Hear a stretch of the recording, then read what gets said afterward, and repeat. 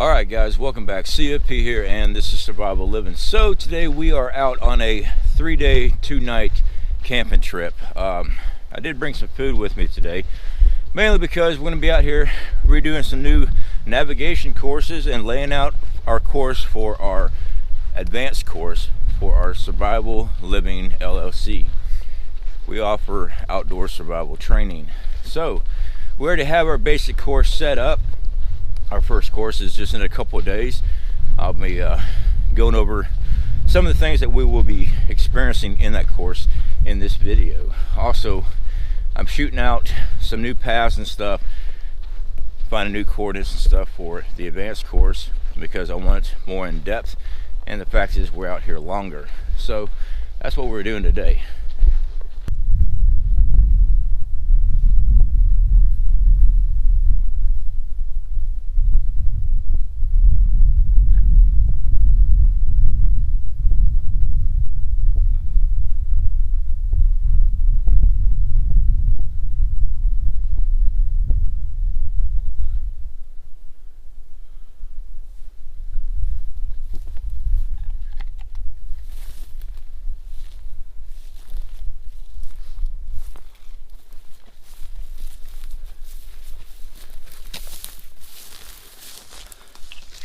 I've only been on the trail for 20 minutes.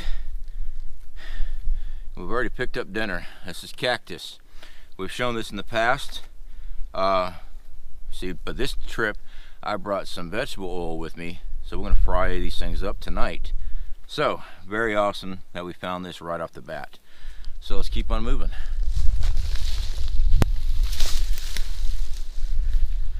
Okay, so like I said, cactus. Easiest way to do this, guys, peel it back a little, take your knife, cut it off at the base,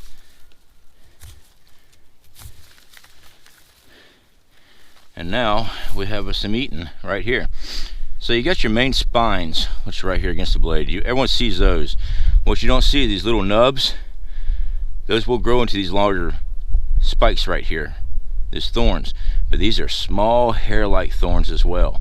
Later today we'll show you how to deal with this. Basically, I cut these out. See how this got so much in there? Make sure that's on camera. See how all those right there? All those are spines. So you actually have to cut that out. People say, oh, I just burn them off.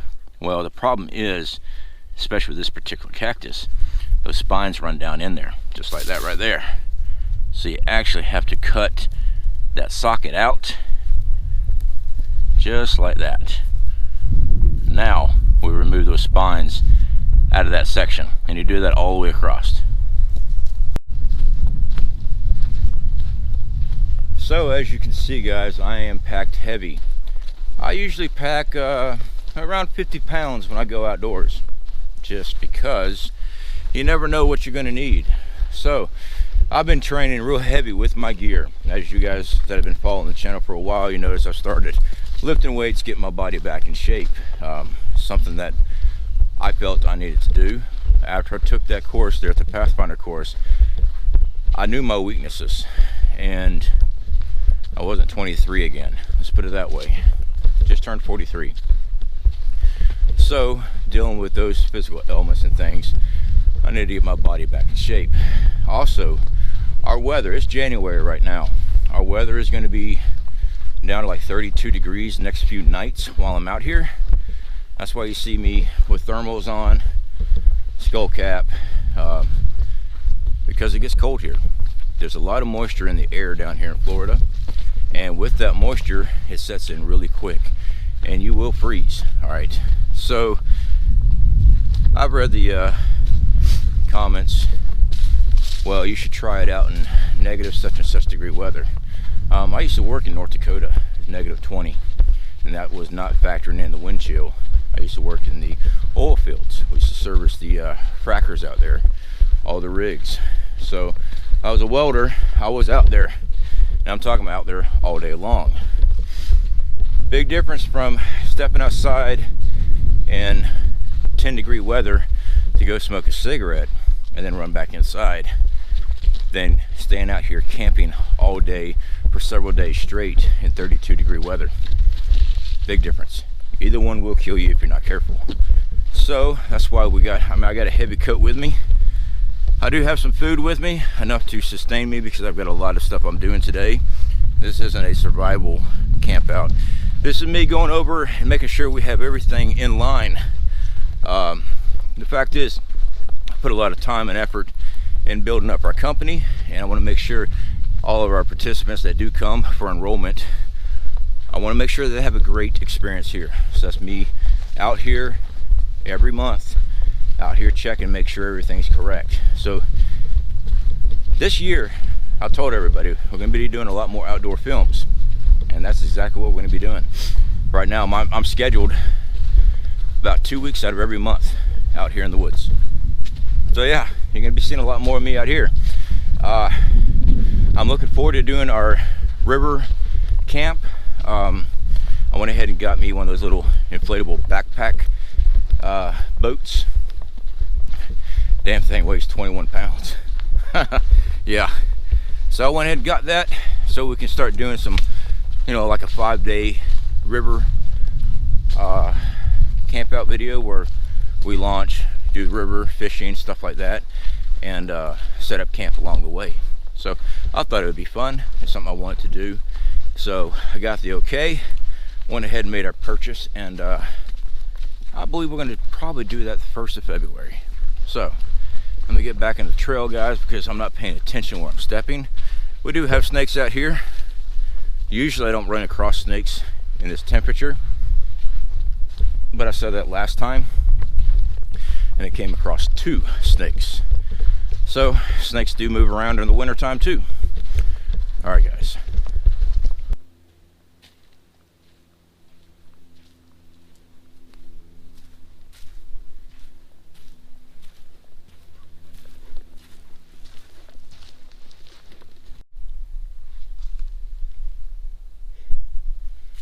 Different.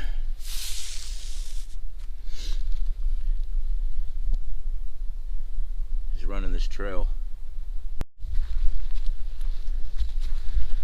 So yeah, out here, guys, there is wildlife. Technically we are in a bear country. We got black bear in the area where we're camping at, and where we're running our courses. I have not come across any scat. I have not come across any evidence of black bear, but I do know they're here. So keep that in mind. We carry bear spray. We carry a flare gun. We also carry blast horns. That's what I carry out here. When I'm out here hunting, I'll carry my bow, but other than that, that's all I've ever used out here. We got coyotes, raccoons. I haven't ever seen any big cats out here. I've heard of them, but I haven't seen anything since I've been out here. I've been coming out here in this section of woods for 2 years.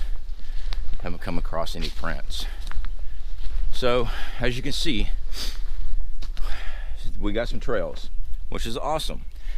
So the basic course, you will be hitting some cleared out trails like this, but not all the time. I do have navigation courses set up where you're going through the woods, and I do mean going through the woods. So I want to hit on a topic real fast. In the prepping community, I see a lot about bugging out. All right, get home, stuff like that, get home bags. I'm all for it. I say you need to have a plan. One of the plans I'm seeing, and it depends on the scenario, it really does. I'm gonna carry a bicycle in my vehicle that has a cart, and those things look pretty cool. I've seen them. If you are doing evacuation out of a city, yeah. If you are planning on staying on the freeway, yeah, or the roads, absolutely. You can cover some distance, and you can also carry a lot of gear. My problem is this. I've also seen the arguments that you need to carry a bicycle in one of those pull behind trailers because when you go through the woods, there's less on your back.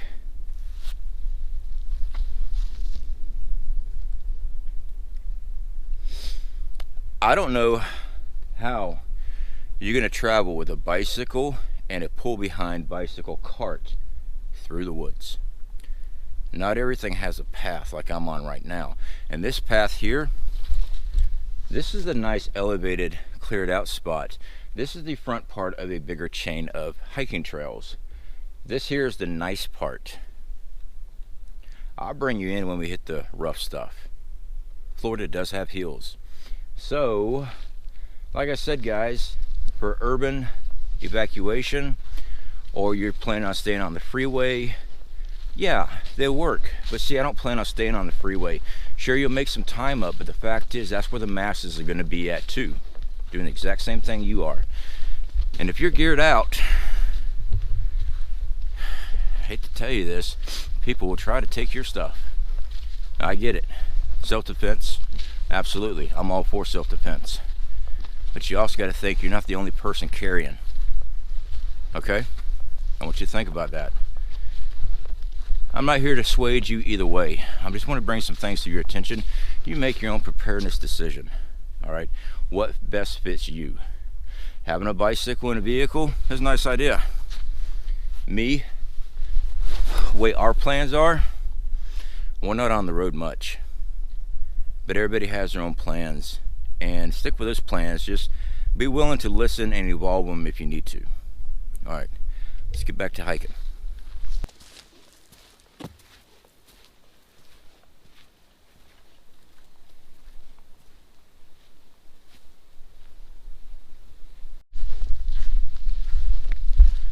All right, temperature started warming up. I got rid of the gloves and my toboggan or skull cap, whatever it is that you call it. I noticed it's called in many different things, just depending on what part of the country you're in. So I usually call it a toboggan. But I was sweating because I am wearing thermals. Temperature today is supposed to get up in the 60-ish, like 62. So I had to shed off some clothing, put it back in the pack. All right, let's keep on moving.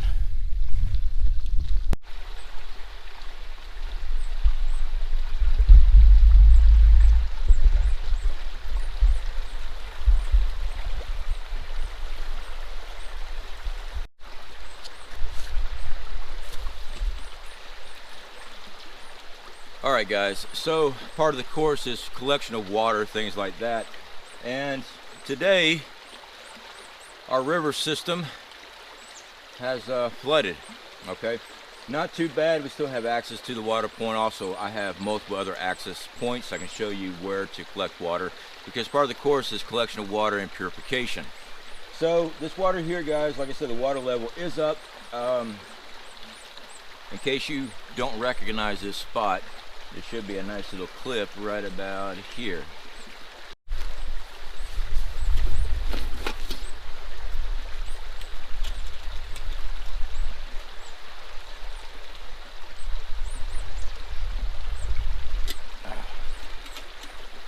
So this is definitely a designated stop point on our basic course. We have been hiking for about 45 minutes. I figured it'd be a good spot to actually stop, start water collection, give you guys a break, because we have a lot more hiking to go. So as far as our breaks go for the course, guys, it is going to be an evaluation, kind of see how you're doing while you're here. I don't expect everyone to be able to hit this course wide open. Hopefully you don't. Hopefully you pace yourself. But I'm not expecting everybody to be able to hike the same amount of mileage and stuff that I do, or the pace I do. So I'll read you as a group, as a whole, and we'll make adjustments for that. Now our advanced course is going to be a different story, but for the basic course, it's not babysitting, so don't think I'm talking down to you one bit. This is a hard course, but I'll be able to read you the first day, and I can tell if you have some limitation or not, and we can make adjustment to the course and still get the same material taught to you without killing you. Let's put it that way. So like I said, this is one of our spots right here. We had a real bad rainstorm 2 days ago. It came down a lot. Some of the trail I walked through was still underwater, so the water level is a little high. The other location that we will be collecting water at I'll do some filming there, kind of show you how I do that. Because the fact is, this is a drop off here. Now there are some spots down here that I can actually walk down to, stay dry, and still collect water. But there are times that I've been out here, this water has just been flooded, and I've been in a different spot, and the only way I could ever get water was tie my cook pot to a tree, drop down, you know, about 25 feet of paracord, tie it to it, and drop it down in there, and pull it back up. It works.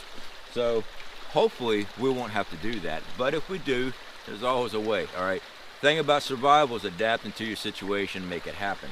And the fact is, we got a lot of groundwater here, groundwater springs. I'm going to show you how to dig it out and actually collect water without damaging the spring.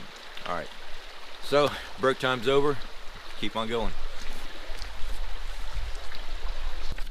Now, part of our course, and also our basic course, is navigation. We will be covering map navigation, also how to shoot an azimuth, a fall an azimuth. It's all part of our navigational course. But part of our course is you're going to have to find our campsite. Okay, so after I teach you how to navigate using the map on day 1, day 2 we're picking up from our campsite that I first take you to for our first day of training. You'll be taught how to read a map. You'll be taught how to plot a course. Next up, the next day, you're going to have to find our campsite there. So what I'm doing right now is I'm making reference points, making sure that I am on path. Sorry about the wind, guys. And we're about a mile and a half from location. So yeah, I've got noon, a little after noon right now. Now there are trails and stuff I could take, but we're not going to take the trails. We're going to go off on the beaten path on this one. It's all part of our course. The trails are nice, but for the nav course, we're going off trail. Don't worry, guys, I'm not just throwing you out there. These are places I've already been. I've already put tags and stuff in these locations so that you know you're in the right spot when you see those tags that you have to find on this map. So that's what we got to do. I'm just taking a breather right now, get some water in me, and start hiking back out. So catch you later. All right, guys, so as you can see,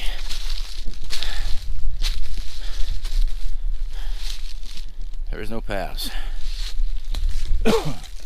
According to my map, there's a field about 80 yards through that. And if I shoot back up north, I got my coordinates wrote down. As far as my azimuth, I should come across a new pond. I'm going to check that out today. So, wish me luck. This is why I say bicycles are not the greatest idea. I keep on reading the comments. I have a bike. I can go through the woods with my bike.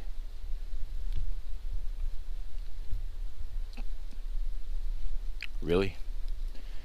All right, let's go.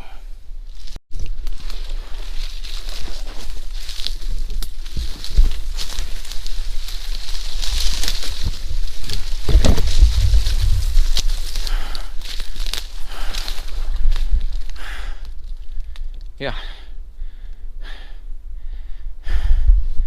I may have made it 10 yards.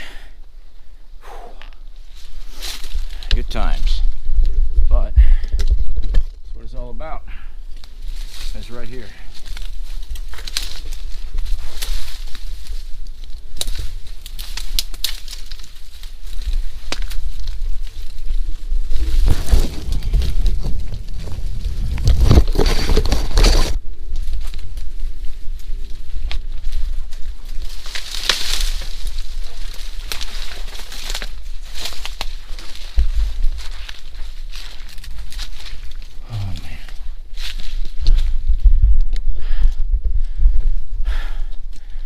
You gotta be kidding me.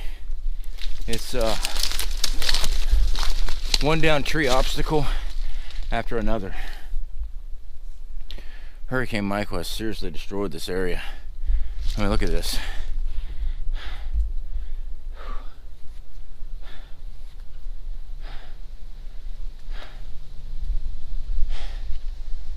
Yeah. Good times. All right, I gotta figure out how to navigate through this. I see some pines way out there. I believe that's the edge of that field, those pines. So I gotta buckle down. I'm losing daylight, and I gotta get through this.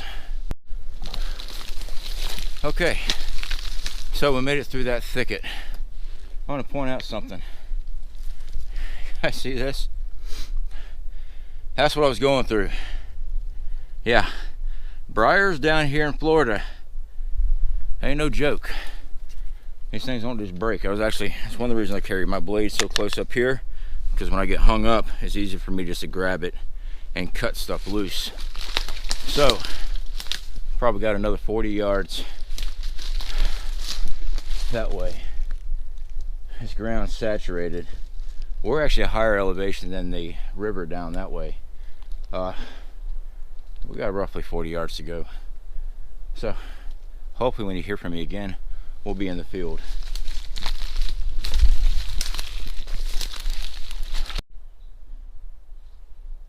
Well, I didn't make it to the field yet, but I wanted to point out something to you guys. Found something here. This is known as the purple pitcher plant, or pitcher plant. So, this right here, guys, is a carnivorous plant. Bugs, things like that will fall down in these because they got the water inside of them. So water, you can find water in this stuff. Just make sure you purify it, of course. But bugs will crawl down inside this thing to get this water. And as you can see, this thing's already starting to shut up. It's slowly shutting up on me right here. And what it does is it traps it down in here. And it's kind of like a Venus flytrap. All right, so I've been playing around with these, hitting these little what I call teeth. They're not teeth, little fingers. And it's causing a reaction to this plant. And it's trying to shut itself down because it thinks something has been crawling down inside of it. So, just like a Venus flytrap. But for water's sake, you can actually find water in this. All right, you see all this water in here? Now, these things are not poisonous to humans. I know that the roots is used for medication. I don't know what type of medication. It's definitely a pharmaceutical grade type of thing. But once it's processed. But I wanted to point that out to you guys. Okay, so we made it through all that thicket. Man, that was some bad brush, trust me. All right, so the field I thought I was seeing is a lot of saw palmetto. All right, so I just checked my coordinates again. Almost there. I think I'm gonna skirt this and try to find a smaller, lighter way in, because that right there put a beating on me. Plus, I'm also heavy gear. I know, why you carry so much gear? Well, because I'm out here by myself. I prefer to be safe than sorry. Have I trained with less gear? Absolutely I have. As a matter of fact, we're going to start doing some upcoming videos with minimum gear. But I wanted to get out here full gear, mainly because, sorry about the sun guys, I keep forgetting it's behind me. Mainly because I want to time out how long it takes, full gear, to get to location. And that way when we have our course, when people are overdue, I know exactly if they run into an issue because I've already been on the course. I know the course because I'm laying out the course. So the obstacles and stuff that I'm running into, yeah, some of these you're going to be running into yourself. And don't worry about it. It means that I've already done it myself. I'm not going to put anybody in any situation that I have not been in myself or currently trained and stuff in myself. So, yeah, this is thinning out a lot better. All right, guys, let me keep on hiking through here. All right, guys, so another thing we're going to keep an eye out for is this right here. Reindeer moss, lichen, all right? Now, I've shown in other videos, this is edible, all right? The nutritional value of this is by weight. I think it's the Scandinavians used to make jelly out of this. I believe it's Scandinavians. I don't think it's Norwegian. I think it's the Scandinavians. Anyway, I've shown eating this. I've also shown because it dries out so fast, this stuff makes a very good fire starter and a fire catch. I've started mini fires right here on film using a ferrocerium rod, using flint and steel with char cloth. magnesium fire starters. I've shown using this, so we're going to collect some of this, guys. Since we already have cactus, may as well have a nice little dinner. Now, you can eat this stuff raw. I'm going to tell you right now, it's very fibrous. It tastes like dirt and rock. Okay, so washing it out really good, because it picks up all the dirt and all that stuff, the insects and things like that. Washing it out very good. Becomes very soft whenever it's, when it's wet. Wash it out very good. Heat it up. Boil some water. Don't boil it in water; it turns into a sludge. Just heat up some water, soak it in it, and it'll get a little mushy on you, but it's a lot more palatable when you do it that way. I will tell you what, guys, this spot out here, I'm loving it. So our last outing that we did, we hit a pond that I had to track down and find. It was a hell of a hike, it really was. And I want to use that for the advanced course. Now this one here, we haven't got to the pond yet. I'm just looking at the layout of the land so far. I'm liking it. The pond is out in that direction. I got to pull out, once I hit the field area, a little bit more of a clearing, a little bit further up, pull out the map and compass, and we'll find out exactly where we are as far as how far we got to go. I know where we are. I just got to map out and see exactly how far we are. So we're still got to do that. Right now we're just navigating through all this stuff. But yeah, it's quiet, good wood. It's not all this dead stuff that I'm finding out here in most of the forest out here in Florida. Anything down is just rotten, or you go up to a tree and push on it, it falls apart. It's just the Florida heat, the moisture, the humidity that we have.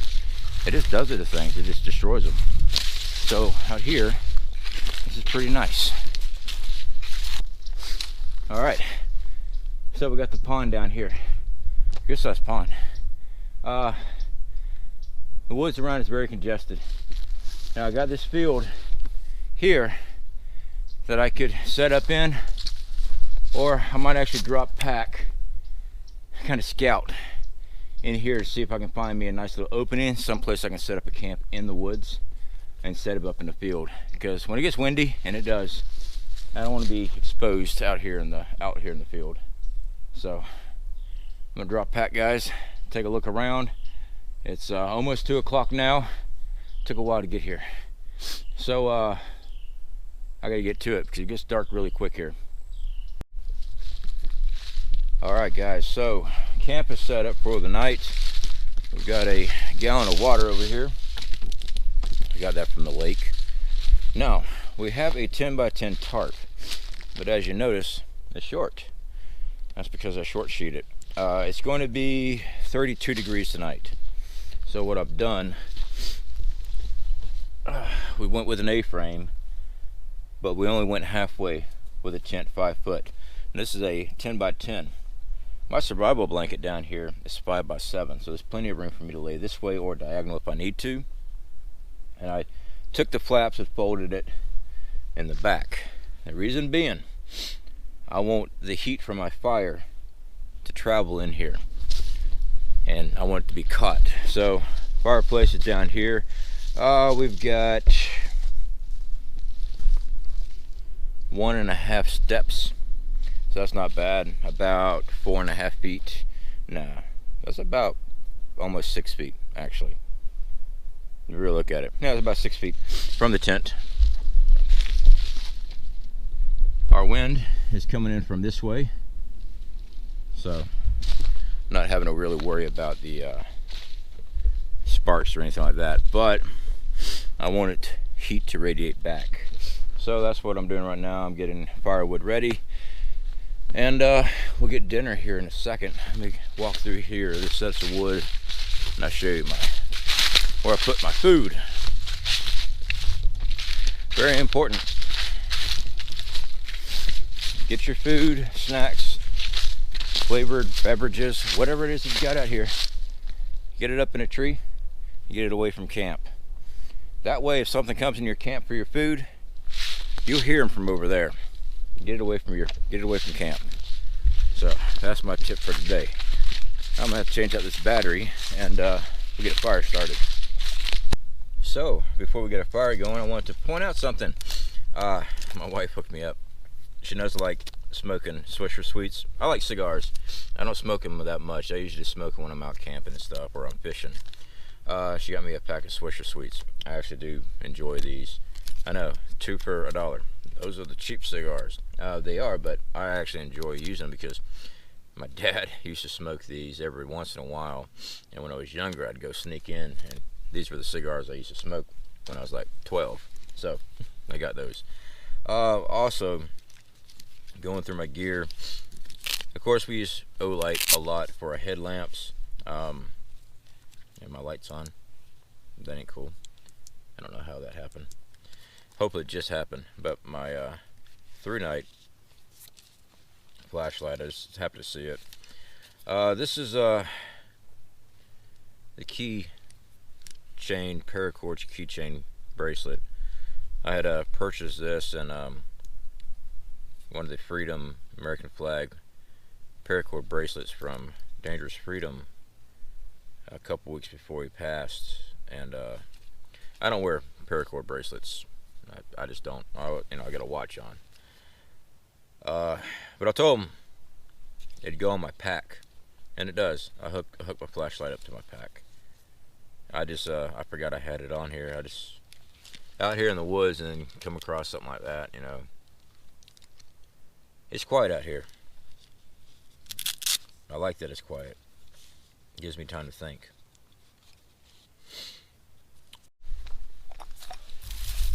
Alright guys, let me get some pine needles. I just threw a bunch of stuff in here when I was getting all my firewood. Right fast. Like I said, this is Crafty Veteran's design. It's got the ferrocerium rod and the striker here. Now, he mentioned it's easier to strike it if you put your thumb on the back of it and take the paracord just like that. And it is. I thought I made that clear when I was testing it out. I probably did not. But it does make it much easier to hold and strike, as you can see right here. It doesn't bounce around.